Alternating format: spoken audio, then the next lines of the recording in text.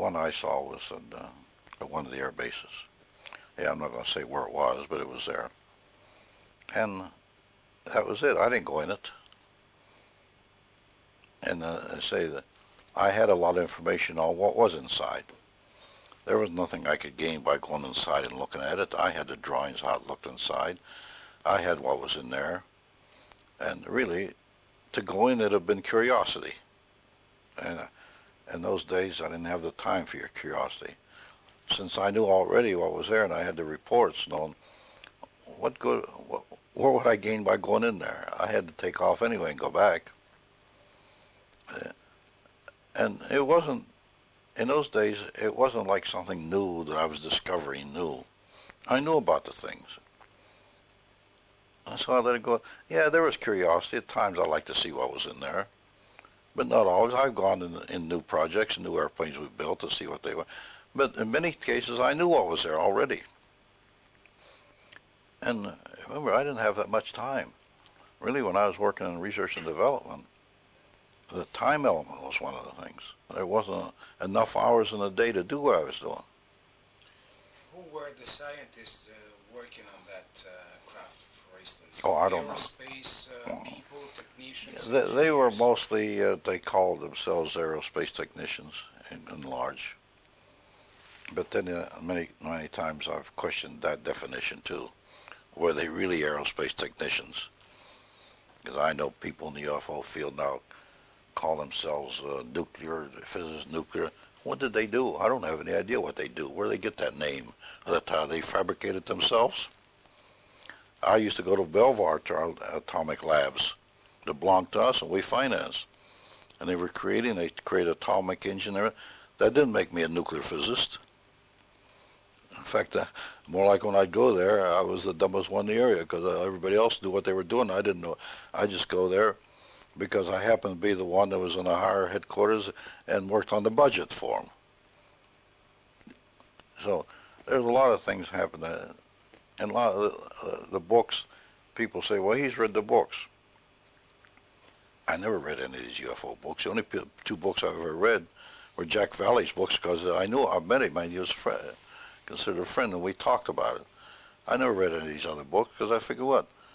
It's the same thing. They talked to maybe a different witness and that's all can be there. And how much did the witness know?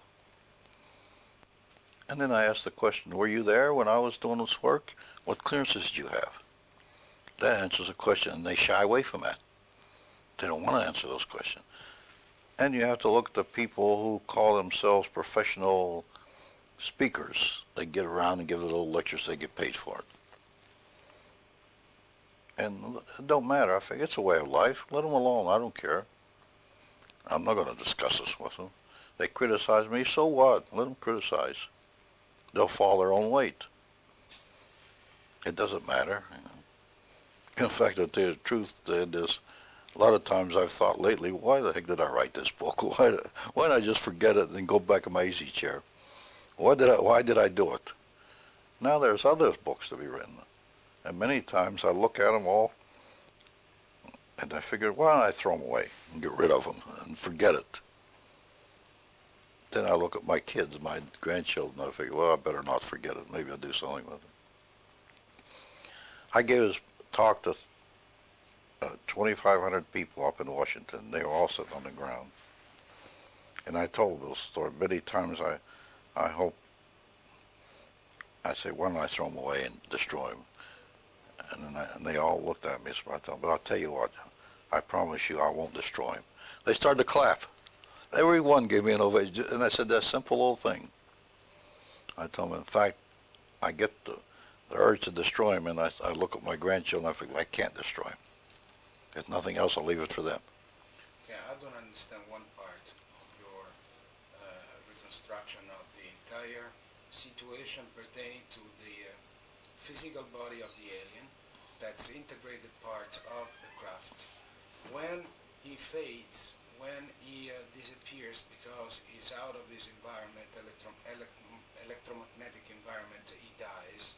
What happens to the craft? If the craft is also an integrated part, or is the envelope of the creature. Yeah. Supposedly also the craft is affected by time. It's affected because it has an atomic structure around it. And remember, it builds up a plasma area around the outside. And like Olbert said, it has an electromagnetic surrounding. It pushes through air in this world, and it collects its energy from Einstein's words. Space is an atomistic structure, and it draws it atoms from space. For a certain time longer than the body, I think, this is what I think, there's enough electromagnetism in this world where it can draw. So the extraterrestrial, he's a little different. He's composed in a way of cells also, like humans are. This structure has some metallic surroundings. It has to survive in space, from debris in space, which keeps striking it constantly. It'll knock holes in it. So there's a little different strength there that will last a few more years. It is really almost a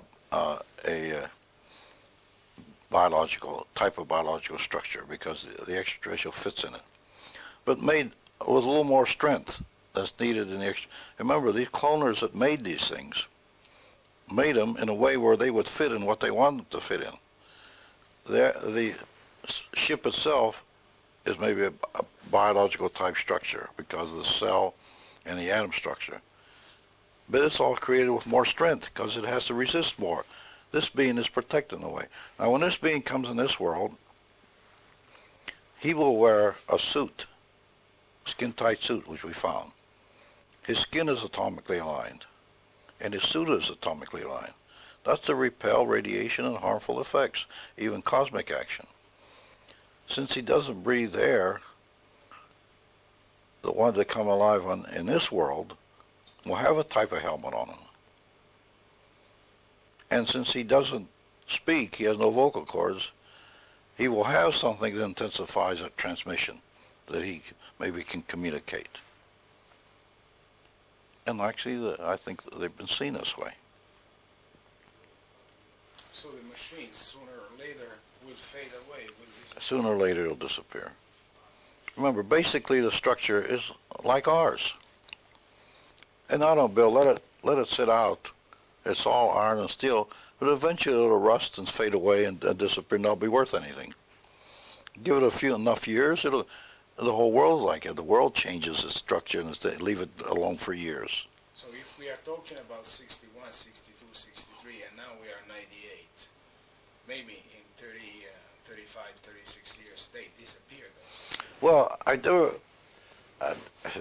I never figured what the time element is. I can't tell you if it'll be 35 years, 40 or 50. I've never gotten into that to do that. So I don't know. I can't answer the question. I cannot imagine the frustration of these American engineers seeing the machines disappearing in front of their own eyes. There have been frustrations in the extraterrestrial in studying it. It would decompose and it would almost disappear in front of your eyes. What can you do about it? We didn't have enough knowledge to know what to do about it. Well, the human body deteriorates and disappears. Is that possible that the bodies were kept in cryogenic suspension or something like that? I don't think we were that far advanced to do that. Because I knew what Walter Reed and some of these places were doing. I don't think that we were that far advanced to create some sort of liquid or something. And remember, we found that in almost everything we did, that there was one web that went through everything. It was electromagnetic.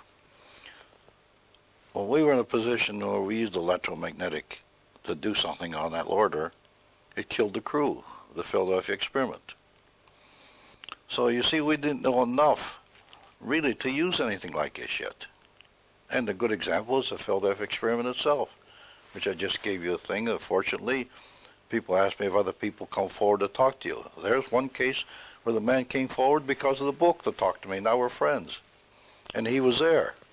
That liquid in which the body you saw was suspended was blue, isn't it? Or bluish? The one I saw, I'm not sure whether it was blue. I turned the flashlight on it, and I'm not real sure that I know what it was, the color it was. It looks a grayish, bluish type, but I can't say. What liquid was it? It was a liquid, but remember what it was.